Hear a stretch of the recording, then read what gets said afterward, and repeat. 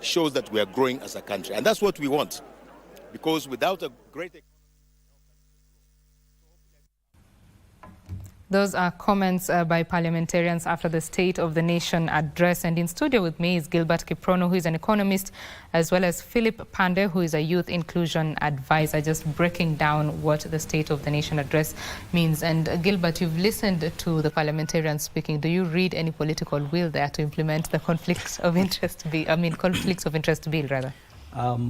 think the conflict of interest bill is an elephant in the room. The politicians I think they are not really willing. That you saw the way they reacted and all that.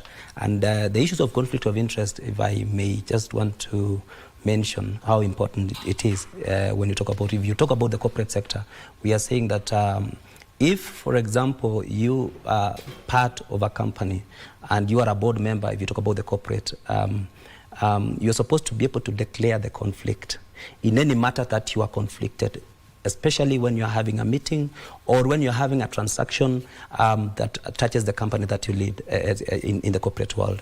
So what it means is that where you are conflicted, there are three things that you need to do.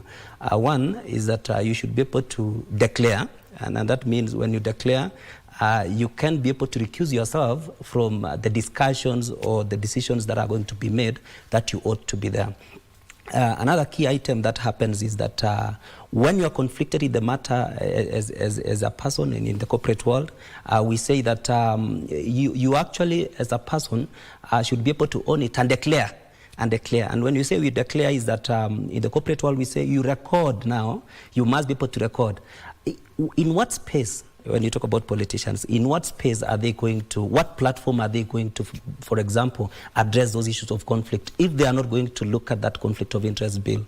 I think when we are conflicted and because for some reason politicians have their way, they would want to still cook the cake and eat it. And I think what my brother mentioned is that you want to oversee a project from tendering everything, and then you go take part in it, call the president to launch it. These issues that you've had, and including even what happened in the recent, of course, the discussions and the impeachment that happened recently, of course, it's now almost being forgotten, is that issues that part of the things that were raised as part of the grounds of impeachment was that the former deputy president actually and his companies were able to bid and people take part in government tenders. And I think such allegations, as it were able to, and you saw what happened. Of course, it's now, of course, water under the bridge. But what we are saying is this: politicians, I think, the way they reacted, I don't know whether they are really happy and they will be able to let it pass as it is.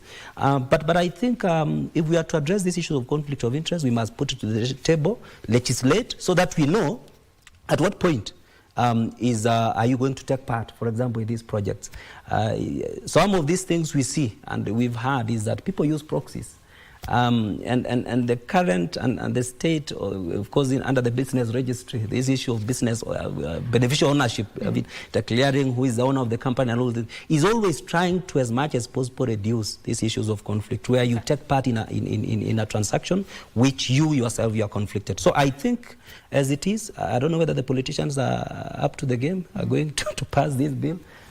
Let us hope that we wait and see. Right. We wait and see. It's a wait and see situation. Gentlemen, we are coming to the end of our conversation. I'd give you 30 seconds each to give us your closing remarks. Kindly start with you, Philip. Very well, Betty. Thank you again for having us. I would close by saying that the president today, and I hope in the future, has come to the moment of truth. And the moment of truth is that leadership requires listening, leadership requires learning. And in his own words, he says that he's taken that into account. His State of the Nation address today depicts and mirrors a person that has been listening to the citizenry, that has been listening to the truth, and that is faced with the reality on the ground. We hope that it takes time to listen more about the SHIF and the SHA on the health sector. We hope that it takes more time to listen to the youth on education and employment.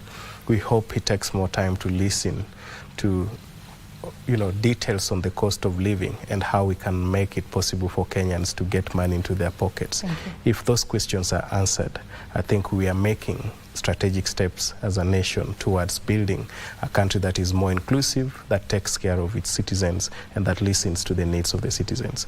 Thank you very much, Philip. Gilbert, 30 seconds, please. Mine is to just say that the comments and of course the address by the president tries as much as possible to mirror the needs of Kenyans and the cry of Kenyans. But what is key and what it's very, very important to take note of is we must be able to see now action. Let's walk away from the rhetoric. Let's walk away from the talks. We want to see things being done. I think the challenge that we've been having all along with politicians is just promising, and failing to deliver. I would be very happy if the directives that have been given, and so far as, for example, the issues of e-procurement, the issues that have been mentioned by the president in terms of financial inclusion, issues of interest rates and all those. And very, very most important thing that I would want to mention is I want to have a feel of this economic growth that we keep mentioning. I want to feel it in my pocket, and I think that is what Kenyans are asking. And what I pay as tax is used prudently and accounted for in a manner that would reflect an accountable government, and also that would reflect a government that listens. And I think that is what we've seen. Thank you so much. Thank you. Thank you very much, gentlemen, for joining me. That is Gilbert Kiprono, who is an economist, as well as Philip Pande, who is a youth inclusion advisor, just helping us make sense of what was said in that State of the Nation address. Prime Edition takes a quick break. When we come back, we break down the business news. Do stay with us.